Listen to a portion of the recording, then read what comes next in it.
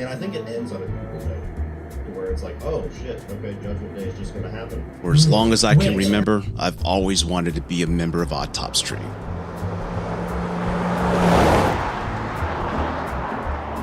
I mean, who would not want to be a member of Autopsy? These guys ruled YouTube. Well, at least a couple of them did. But they said what they wanted, they did what they wanted, they reviewed what they wanted, and no one could stop them. They were that good. There was Brian the Cunt. We called him that because he was a genuine cunt, but he loved Snyder movies, so he was okay with me. Then there was Murphy's Charles. We called him that because anything that could go wrong with this fucking guy, it would go wrong. If it weren't for bad luck, he'd have no luck at all. I actually feel bad for this poor guy. And then there was Sean the Rank. We called him that because he'd rank every fucking movie known to man. If you wanted to know anything about the MCU, he would be the guy to ask. Don't know a bad thing about him. He's a genuine guy. Stand-up dude. And then there was a leader, Cody the Prick. We called him that because he's a genuine prick, but a good guy. He'd give you the shirt off his back, and you know what? He'd cook you a mean fucking steak. And wouldn't you know, I eventually got the invite to join the team. But it wasn't easy. I had to wait outside Cody's fucking house 3 days with no food or water. The prick actually beat me with a shovel. But you know what? All that perseverance and effort was worth it because I'm finally a member of Autopsy. A slot had opened up because they found Charles dead in his apartment with a prostitute. Hey, things happen for a reason, right? And today we're going to be talking about gangster movies. And we got a new guy coming on, Adam Does Movies. I hear he's a good guy, a genuine good fella. So let's go ahead and get started.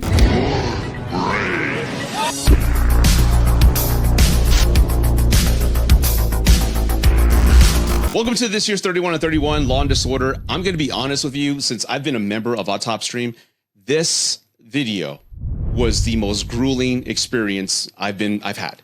Why? Because all of these movies are fantastic. I love all these movies, and you're going to hear me say that quite often. I love this, I love that, because they're great. They're historically renowned. They're considered some of the highest regarded films ever made.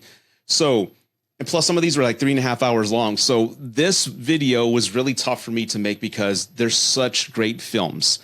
And I feel bad for placing some movies as low as they're going to be. And I want to be clear, just because the movie is 20 to 31 doesn't mean it sucks. I know you're going to hear some movies and say, what the fuck is Rudy talking about? I just want to be clear. I'm not saying it sucks. The way I approach this ranking, this is the only way my brain would allow me to do this. I had to approach these videos with how the movie made me feel now, not what people think of it, what historically people talk about it, where it ranks how many Academy Awards, etc. I couldn't do that. I had to approach this list with how it made me feel as a 48-year-old adult. And there's going to be some nostalgia that I'm using to kind of place movies as high as they are, and I'll explain why. I'm just wanted you to know that this was an incredibly difficult video for me to make because all of these movies are great. It's not like Wrong Turn or the other movies that I've been part of here on 31 on 31. It's just incredibly difficult. I also want to give a shout out to my team, Brian, Charles, Cody, and the new guy, Adam Does Movies. I want you to go check out all their videos as well. Support them.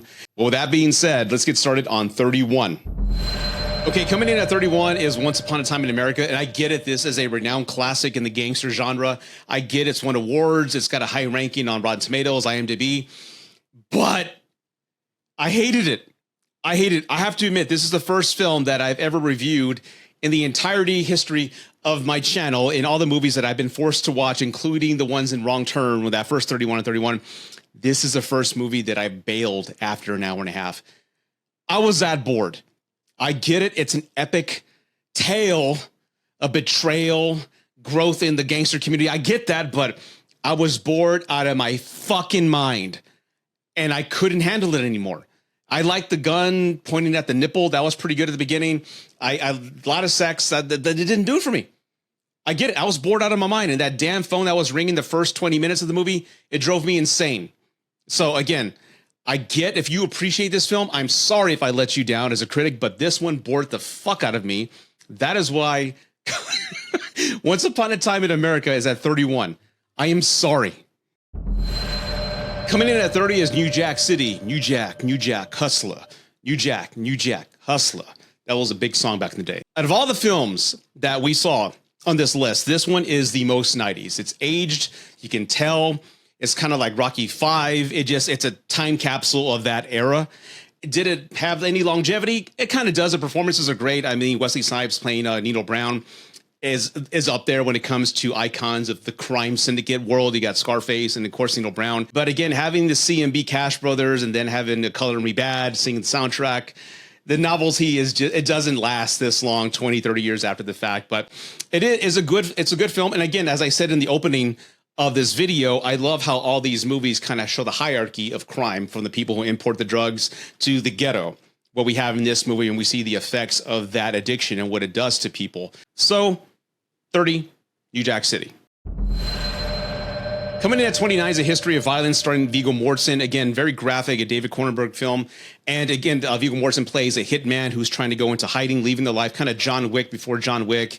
He has a coffee shop, but his past he can't hide from that. It comes inevitably to come and torture his family, and you go through that whole scenario. And he has to face the consequences of his actions. So it's a great film. It's got a lot of tension. I love the graphic violence in the film. I think Cronenberg's always got this niche when it comes to body horror, and we do see that in this film.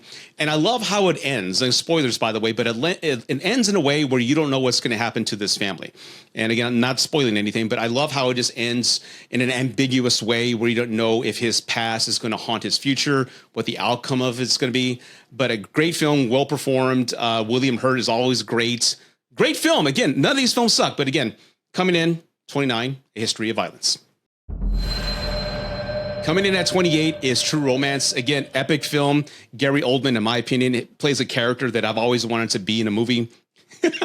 He's got one of the best lines ever. I'm paraphrasing. You got a woman on TV with her breasts hanging out, but you ain't even look. You've been gawking me. Anyway, great film. I love the cast of characters. Again, it's a Tarantino film, but not directed by him. It's timeless, in my opinion. I love everything about it. I love the young, passionate love that Patricia Arquette and what's his name, Christian Slater, have in this film. I love that he has Elvis as an influence, and he speaks to him, played by Val Kilmer, who's always off screen and blurred. And again, I just love the film as far as it having these two young people trying to take advantage of this coke that they've got, sell it so they can go live in Mexico and have the wonderful life that they've always wanted. So I do love that movie. It's a great film. I hate that it's this slow. Again, it's not bad. I enjoyed it. And again, I have it at 28. By the way, I just want to add, I don't know if you've seen Wild at Heart, but it's more or less the same as True Romance. You have Nicolas Cage and Laura Dern. They're both two young people in love on the run.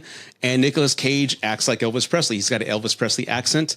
And there's violence and gore. So I don't know if David Lynch influenced True Romance or vice versa. I don't know. But if you love True Romance and you want to see the same kind of concept, but with a David Lynch flair, check this out. It's fucking hilarious in a good dark humor way, but Wild at Heart. At number 27, I'm just kidding. It's not even on the list. Coming in at 27 is LA Confidential. Now, I get it. This is a great film. I love the direction of the acting. It's top notch. Kim Basinger, I think, won an Oscar. Guy Pearce, Russell Crowe. The cast is amazing. You have police corruption and what the consequences are when a good cop tends to stand up against that.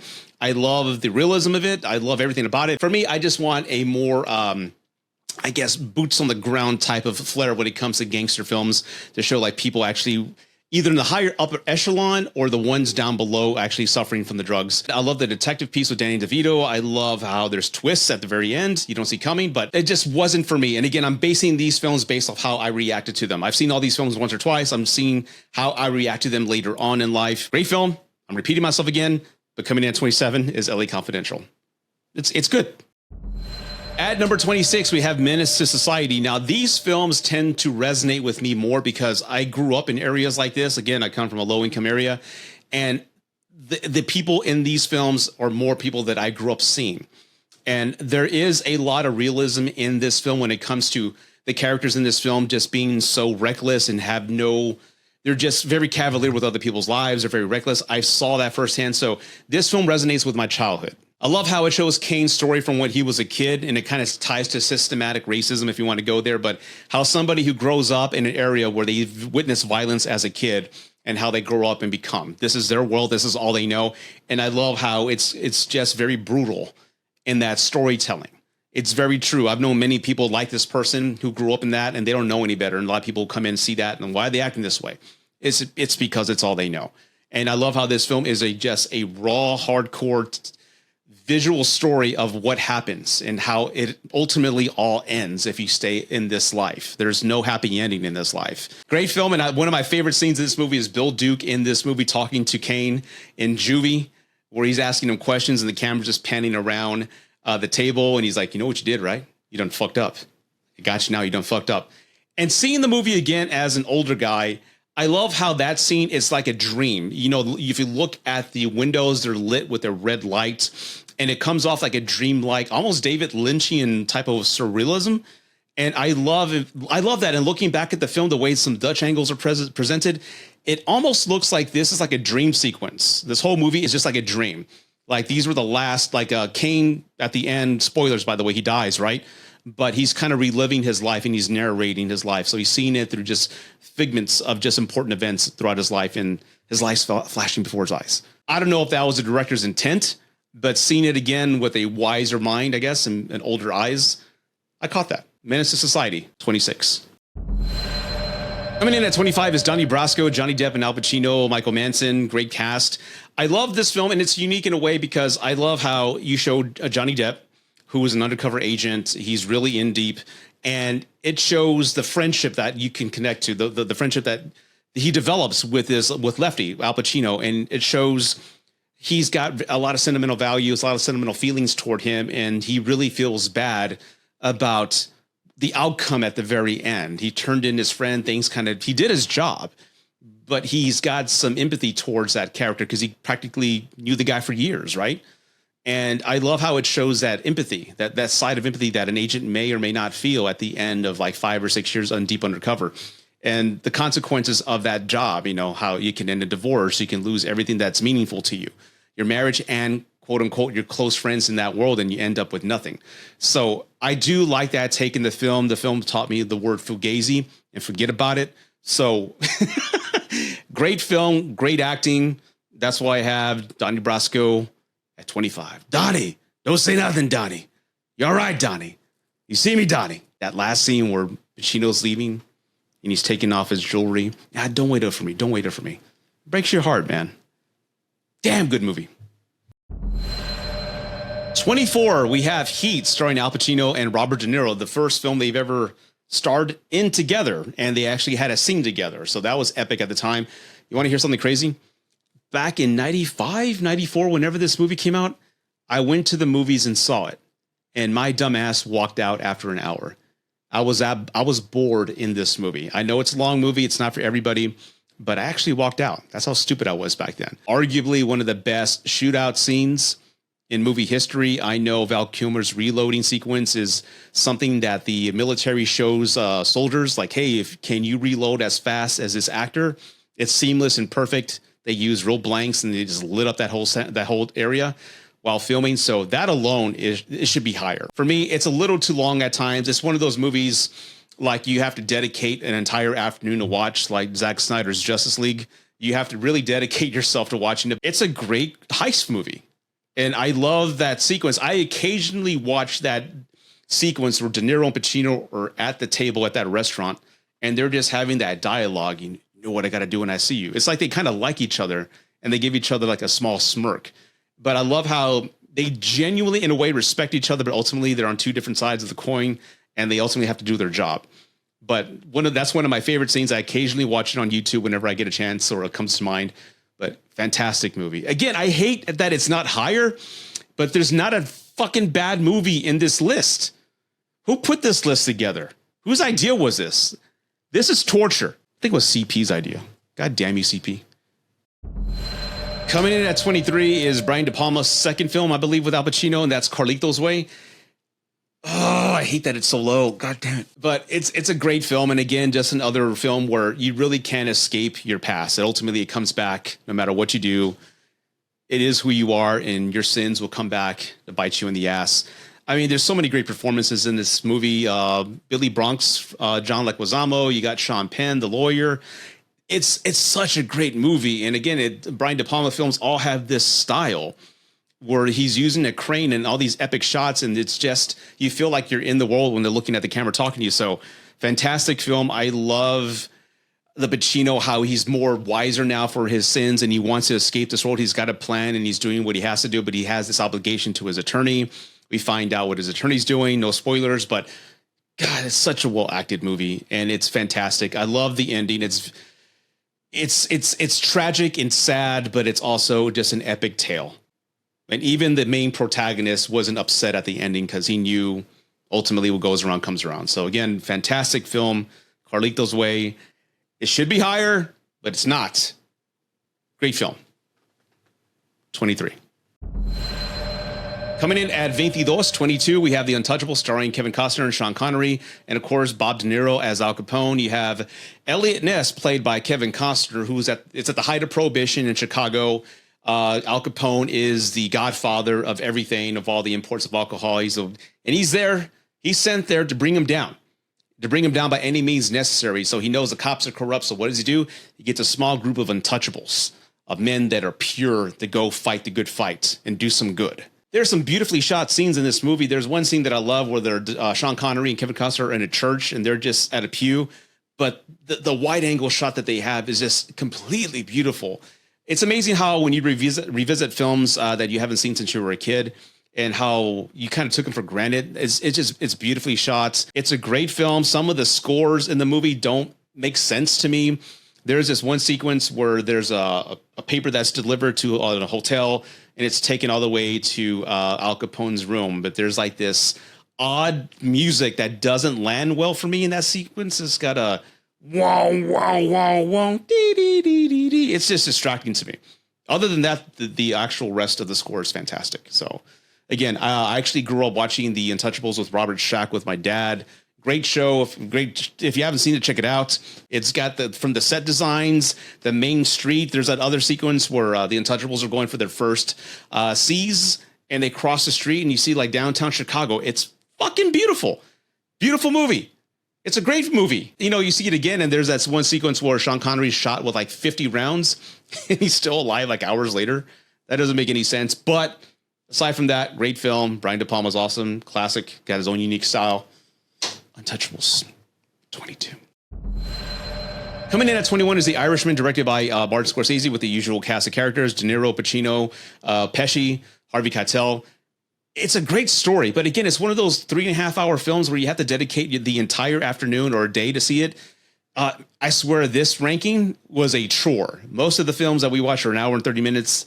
This was a chore. That's why I'm recording on what's today's date, the 28th. I'm usually done with this like weeks before, but this was a chore.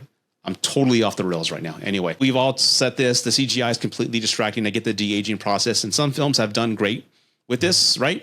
But this film, I think it still needs work. It comes off as a distraction. There's some scenes that are better than others. Great film overall. I love it. It's got that Scorsese feel, but it is just a chore to watch. It's too long. The CGI takes you out of the experience when the other Scorsese films, you're just embedded in that world with no distractions whatsoever. This film distracts me. That's why I have it at 21. And coming in at 20 is A Bronx Tale, directed by Bob De Niro and starring Chaz Palminteri and that young kid from Bloodsport who tried to steal the knife. Remember? And of all the films that we watched, I mentioned this to the group chat, that this movie was actually the least gangster. It felt like it's a movie about Robert De Niro raising his son in the Bronx in the 50s or 60s and such. And the son admires the gangster, the played by Chaz Palminteri. He admires him because he draws respect from the community. And he's got an opportunity to rat him out because he witnessed a crime. He doesn't. So this gangster, Chaz Palminteri, mentors him for like the next 10 years and helps. He treats him like a son. But then you have like two father figures in this young man's life. You have a father who was telling him to do the right thing, be a hardworking man. And then you have a criminal element over here. He was more or less teaching him how to be street smart, but also can corrupt him. And the father of the entire movie, Bob De Niro, was trying to tell his kid, hey, this is only going to lead one way. That's bad money. I know it seems easy. I know you like what you see, but ultimately there's consequences to that. And in the end, like every one of these films, it tells you that you can have fun. There's like a certain window of life with these crime lives. You know, you live the high life for a while, but then you end up in prison or dying. And this film, it's a great father-son movie. Again, so it's the least gangster. I was going to have it at 31 initially, but it's just a great movie. It's a timeless movie. It's well-directed, well-written, and I enjoy it.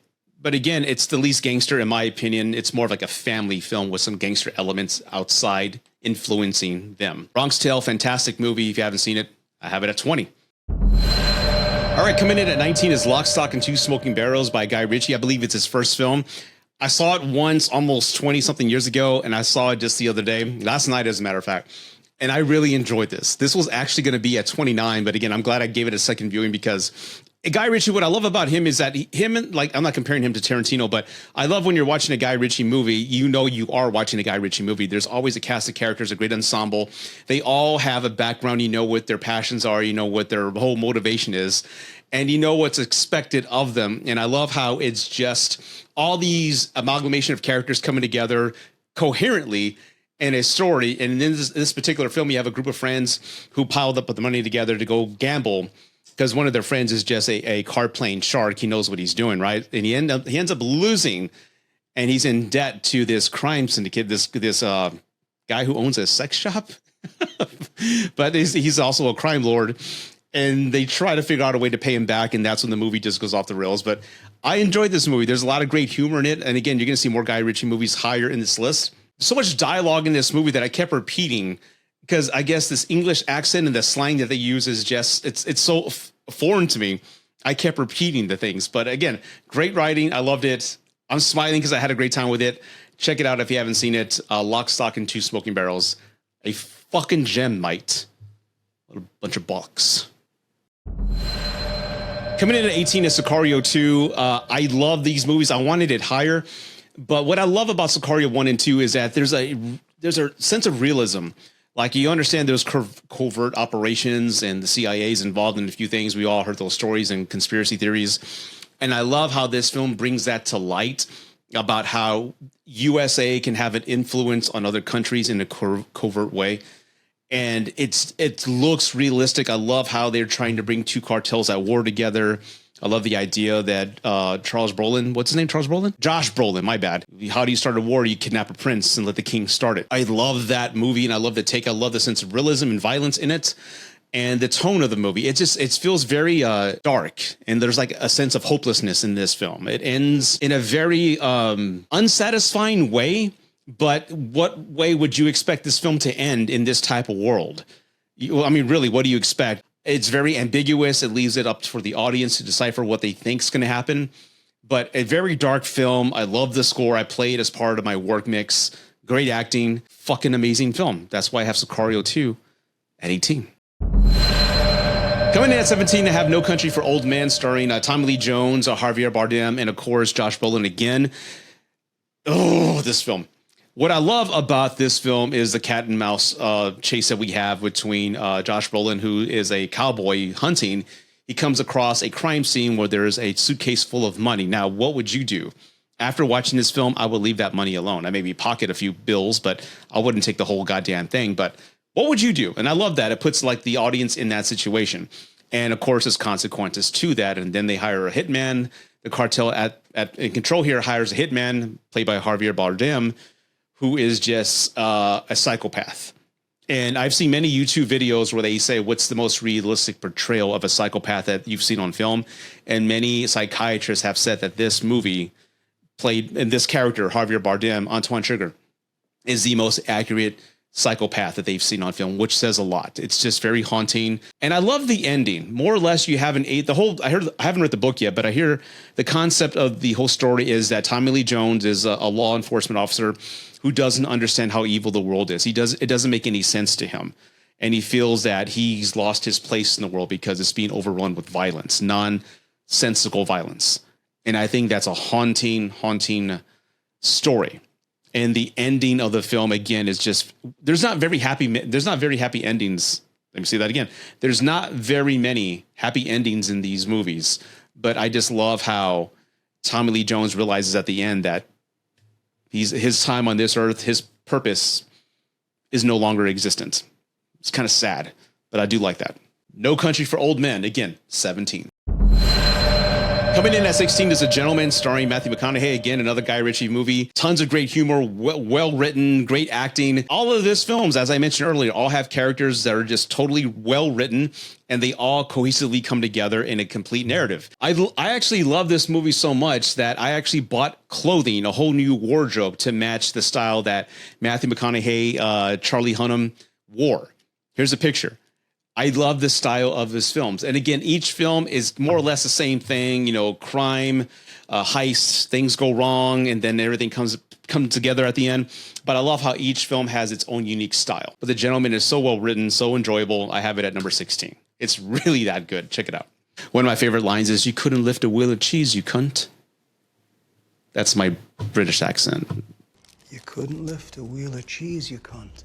We're at 15 now. Hope you're enjoying this video. If you haven't done so, please subscribe, hit the like button. Do you think my list is total shit? Maybe, maybe not. Let me know in the comments if you enjoyed the ranking so far. Let me know if you have your own rankings. Put them down below. I'd love to debate you and have some dialogue or discourse, as they say nowadays, down below.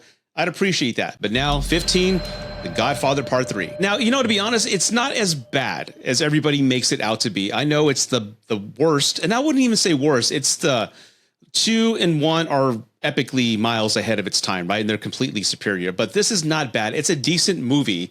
It may not be the ending people have wanted for Michael Corleone, but it's not bad. And it's actually very tragic. Like I said, in every one of these movies, the protagonist always has a great life, an epic life, but their sins ultimately come back to haunt them.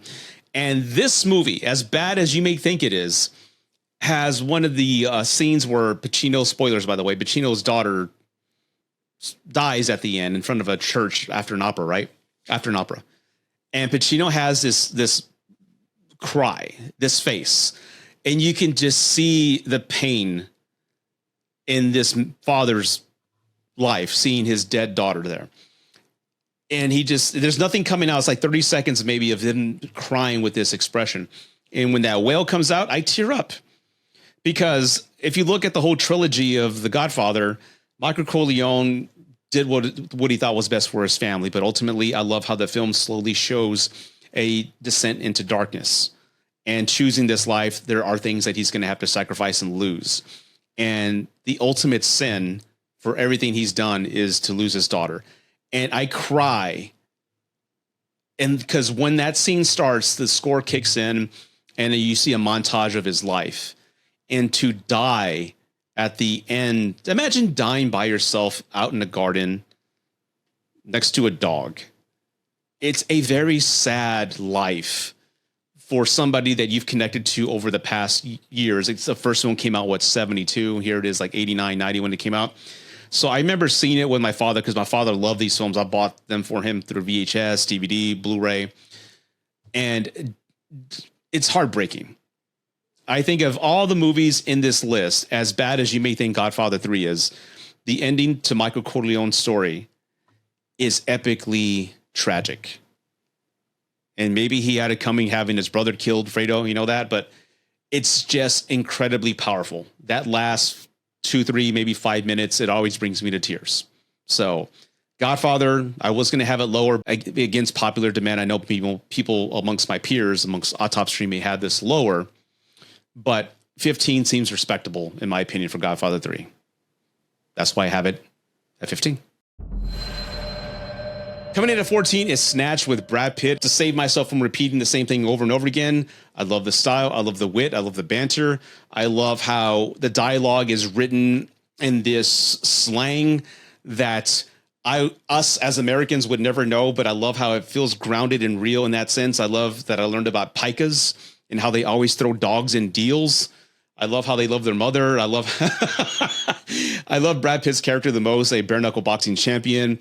And again, it gets dark at times. Boris the Blade, everybody in this film is amazing. The dark humor is fantastic. I crack up every time. I've seen this movie countless times, and ever since it came out, every time I see a dog, I always say, "You like dags? Dags." I see that every time. But again, fantastic film, great editing, and you can see the evolution of Guy Ritchie's movies as more films he makes. You can see them getting better with that same kind of concept back to Lock, Stock, and Two Smoking Barrels. Fantastic film. If you haven't seen it, I love it. I love how surveillance cameras are a key part of this narrative. And great fucking film. I say the hair gets fucked. Proper fucked. Coming in at 13, you're going to hate me for this. I know, I can hear it in the comments already.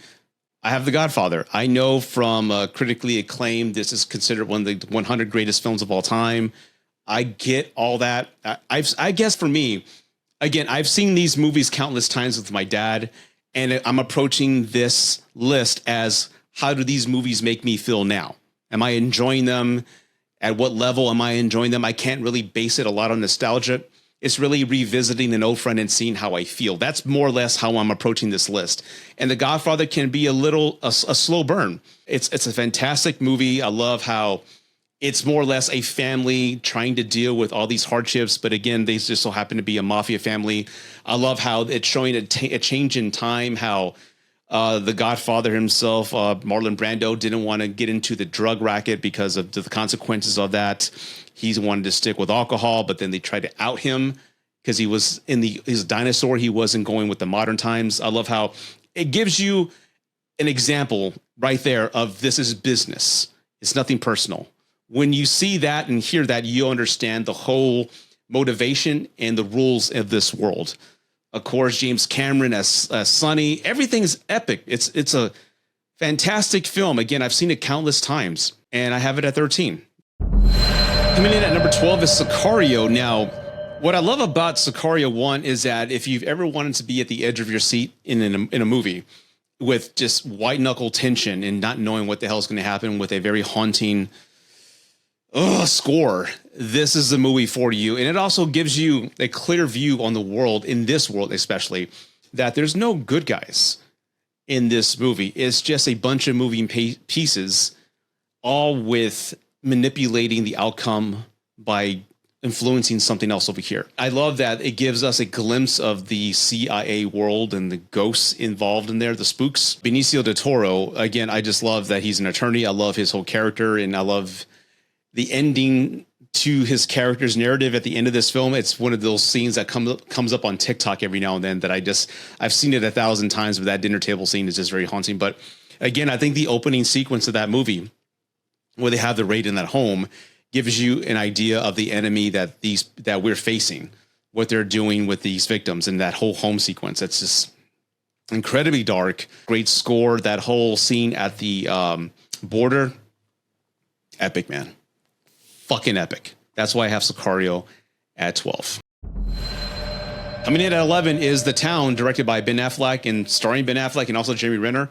And again, what I love about these films, my favorite films are the ones where the characters are just grounded in the crime. They're the ones actually committing the crime, while like, American Gangster and The Godfather, they're the ones more or less pulling the strings. But I love the characters that are grounded. You get more of a realism to it. And again, you're being exposed to a world that you feel that you're alien to or you're foreign to. Just like Guy Ritchie with the gangsters over across the pond, South Central LA, giving us a glimpse of the gang activity. And here you have people, I believe in Charleston, Southie, Boston, with the accents and the culture and the crime.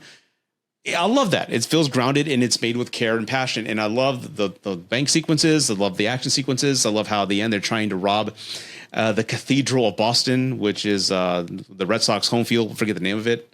Boston Garden, I think. Red Sox field. Fuck.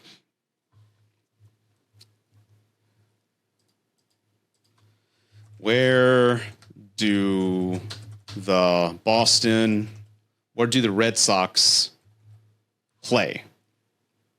I should know this. Fenway Park. You fucking idiot, Rudy. There you go. The Cathedral of Boston. A great film. And again, I love how the victim of one of their crimes is now a love interest with one of the criminals. I love how ultimately, just like any show, a television show or drama, that there's going to be a comeuppance where, they finally find out what happens and there's a drama there. And it's got a satisfying ending, in my opinion, as well. Very realistic deaths as well. Intense. Again, seeing these films again for the first time in a long time, I am ranking them based off how I feel. And this one made me feel good. Can you imagine if Ben actually had a chance to direct a Batman movie? Damn it, man. Damn it. We're at the top 10, and if you haven't done so, please subscribe if you haven't done so already. Now, again, in my opinion, these are my favorite gangster movies of the list that was provided to me. As I said before, there's not a bad movie in this list, but in my opinion, these are my favorites, okay? These are the ones that have a connection to me, that I revisit the most. So with that being said, that disclosure, number 10, I have Training Day. As I said with The Town and the Guy Ritchie movies, I love how this movie gives us a glimpse of a world that may or may not exist, but we're witnessing the players in it. And that's what makes this movie terrifying, is that who knows, maybe large departments have this type of corruption. You have Denzel Washington, who brings along Ethan Hawke. We're following Ethan Hawke. It's his first day with this new squad. It's supposed to be one of the best squads as far as busting narcotics and such. He slowly sees how things are playing out. It's kind of like our first day on the job. If you've ever had that job, you have a certain impression or idea of how things work, and then you find out it's nothing like what you expected. But this is like to the umpteenth level of like, what the fuck's going on?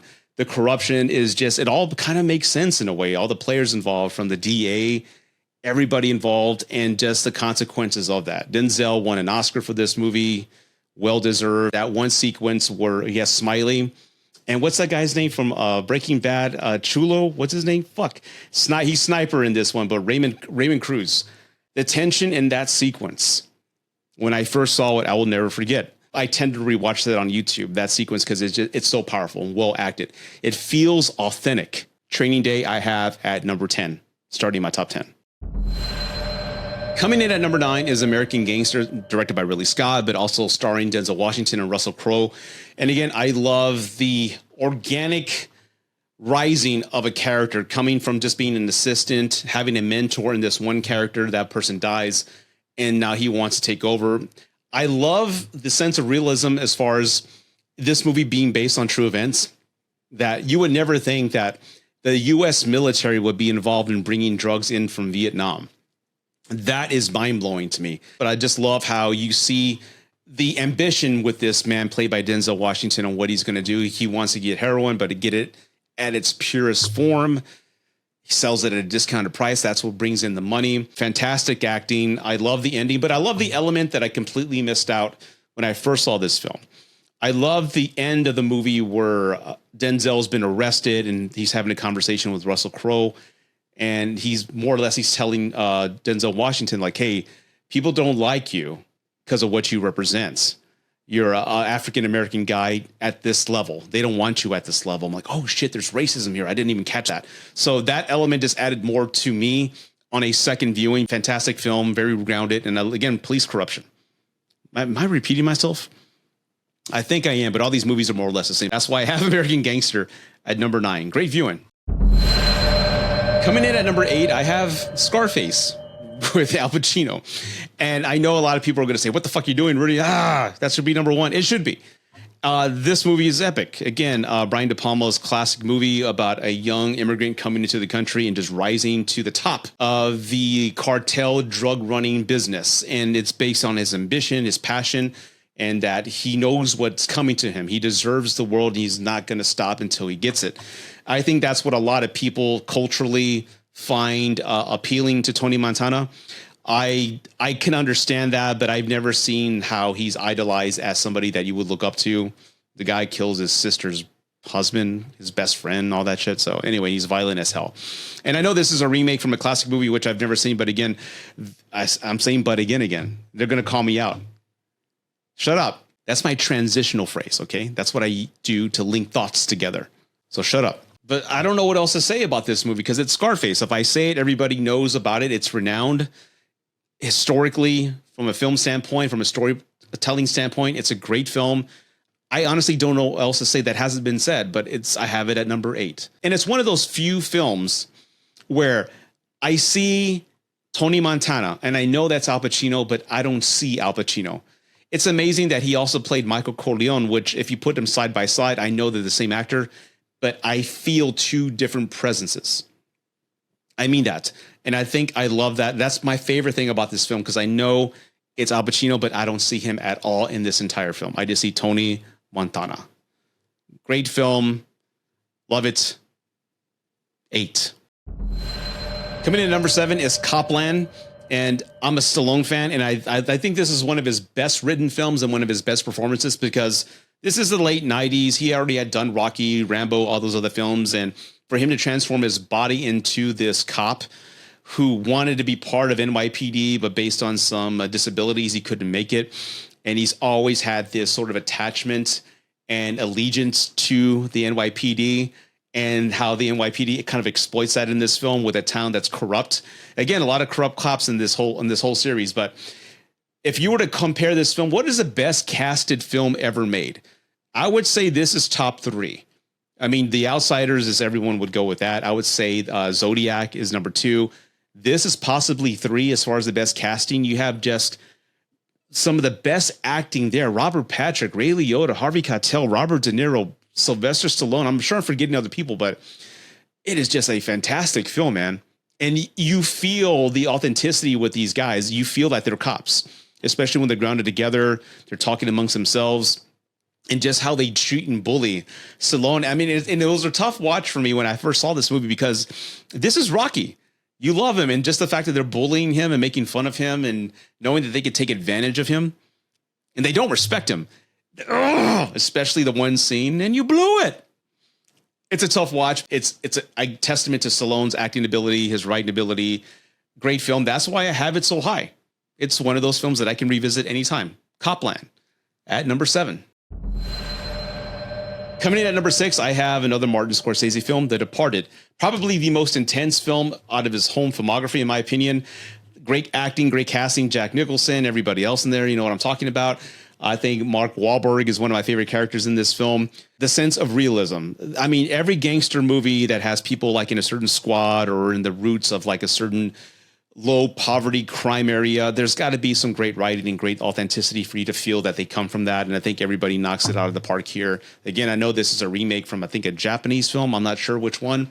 But again, the intensity of this film and the major twist at the end, I'm not going to spoil that for anybody, but you don't see that coming. I will never forget the gasp in the theater when that scene happened. You just don't know what to expect in this film, and there are casualties to the choices that we make, including ourselves. So The Departed, incredibly intense. I love the film.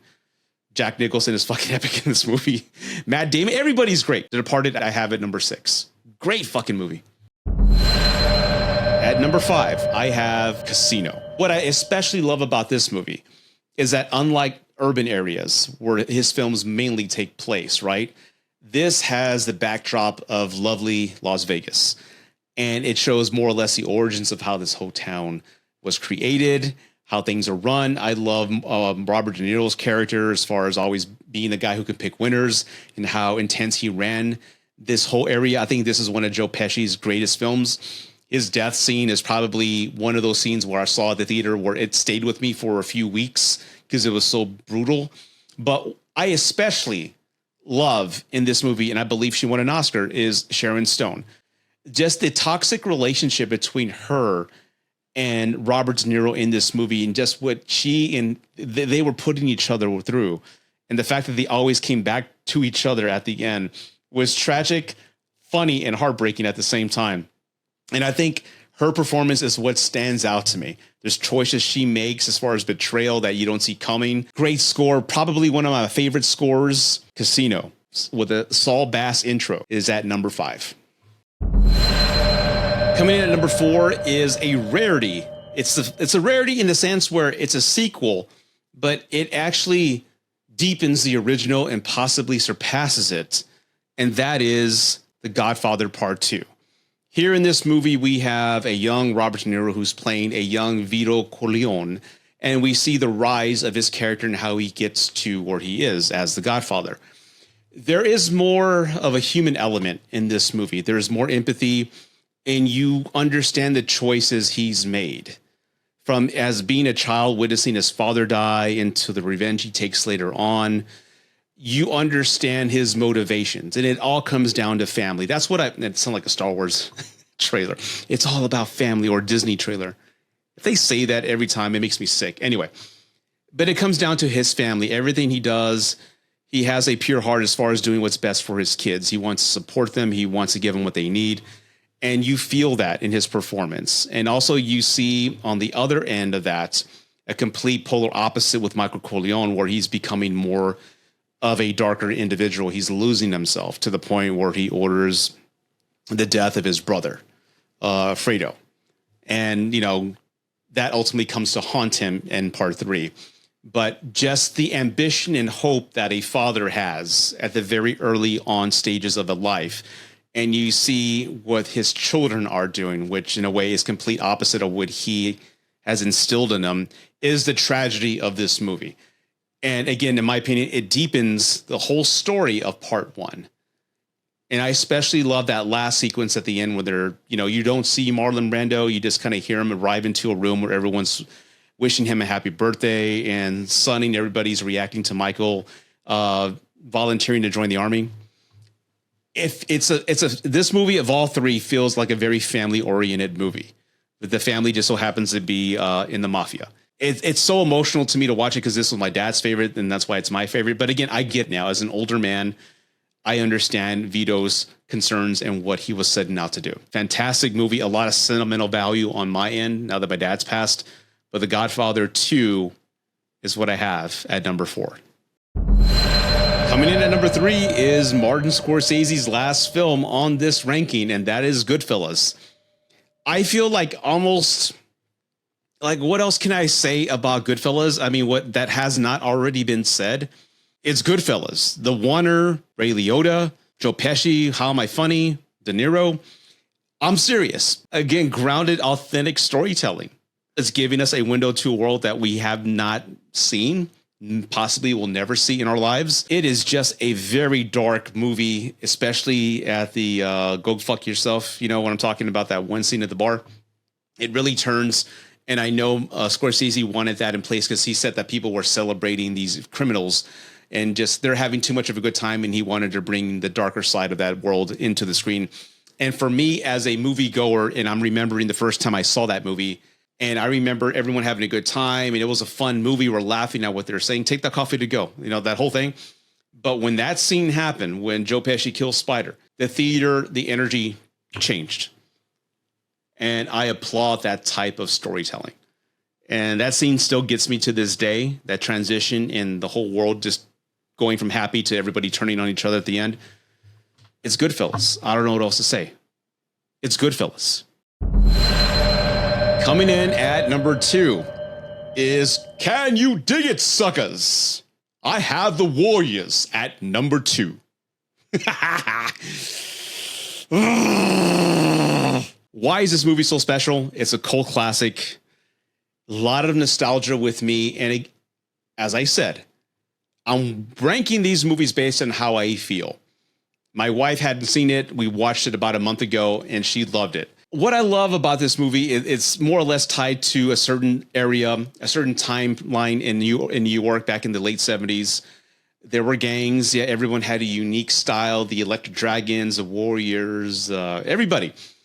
But I just love how it's a simple story. You have this gang from Coney Island who go to this big meeting. If you think about it, Cyrus had a great idea. You know, I just see 500 brothers out here. We have an army. Can you count, suckers? But anyway, he had a great idea. He was a visionary. He gets killed. The Warriors are framed by David Kelly. He says the Warriors did it. Now it's just we're trying to get home. It's a simple story. You have a gang that's more or less, a couple of hours away from home. I don't know how far New York to Coney Island is, but they're trying to get home. And along their way, they have obstacles, and they have to go through so many gangs. The radio's on playing, hey, the Warriors are here and there. You know, somebody's got to get them. It's a great story. It's a simple story of just guys trying to get home. And I love how when they get home at the end, they realize so much has changed. Their perspective on the world has changed. I believe Swan says something to the effect that this is what we fought so hard to come back to. It's like a coming of age story, like kid going from high school to college and understanding where he came from and moving on. It's kind of like that, but in the world of gang violence in late 70s, early 80s New York. Aesthetically, it's my favorite film in this entire ranking because it's so unique. Every gang, I just love how colorful they are. The Furies are probably my favorite gang. But I just love how it's just a simple story of just young men trying to get home. And I actually have an autographed picture of James Remar, Ajax, right up here. That's how big of a fan I am. One day I'm going to get a vest of the Warriors, but I got to lose more weight because I don't want to look like that bad guy from Long Wolf McQuaid. Never get away with this. You can't kill a state policeman. They'll hunt you down, marrano. Hijo de perra! I got to lose more weight. I can't be a fat guy in a vest. But anyway, the Warriors I have at number 2. Warriors. Once a Texas Ranger kicked my father's teeth out. Would you do that to me, Texas Ranger?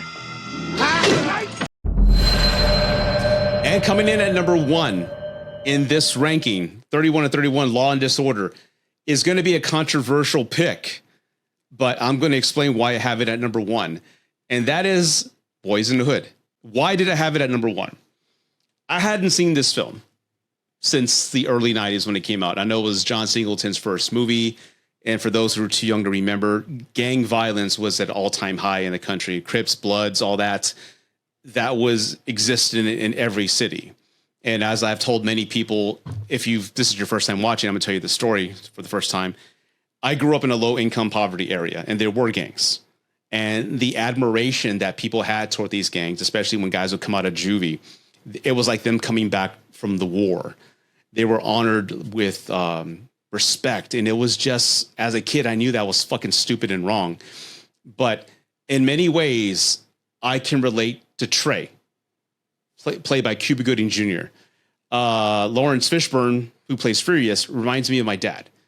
And seeing it again as a 48-year-old man, again, I hadn't seen this movie since the early 90s. It really reminds me of my childhood. It reminds me of what I saw growing up and what I could have ended up, but I didn't, because my father was in my life. He was a presence in my life. People knew of him. Anytime I hung around the bad element, people would say, "Is that little Rudy? Get the fuck out of here, dude. Your dad's going to kick our ass," because they were scared of him. So seeing Trey, and again, I'm a father now, and seeing Furious and how he's teaching them how to be better, be smart. You got to think, young brother. You got to think about the big picture and can be focused about all these other people. That's their problem, not mine. Again, I appreciate it from where I came from, and I appreciate it from a father standpoint, as I'm a father now.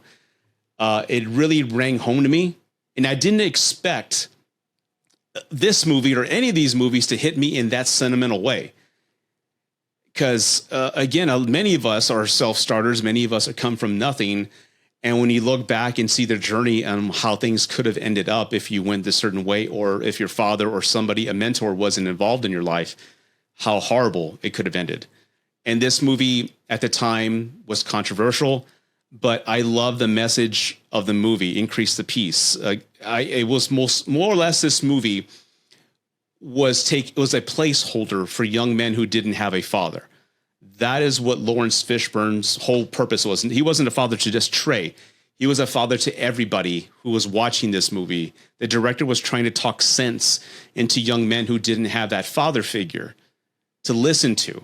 And I think that's what makes this movie so powerful and so unique. I get, from a filmmaking standpoint, it's not the best. I get there's other films in this list that are critically acclaimed, and this probably shouldn't even be on the list, but it is. And the reason I have it at number 1 is for the reasons I've shared. The impact the movie may have had, not only to me, but to other people who didn't have that father figure in their life. It's a powerful message. It's a powerful story. And for me, it's a very relatable story. And that is why I have Boys in the Hood at number 1. But that does it for my ranking, everybody. I hope you enjoyed it, and at least you walk away understanding why I placed these movies where I did. As I said in the beginning and throughout this video, this is one of the toughest videos I've ever had to make since I've been on part of 31 and 31. And I hope you enjoyed it. If you haven't done so already, please leave a ranking of your list down below in the comments. I would love to see your opinions, your thoughts on my placements, and I would love to see yours. And again, subscribe if you haven't done so already, and tune into the other guys' channels. They put a lot of work into this. Again, this was 3.5 hours per movie practically. We put in a lot of hours into this, so go support them, like their video, subscribe if you haven't done so already. Adam, Brian, Charles, Cody, the usual gang. So again, thank you everybody for watching. Good night, and I'll see you next time.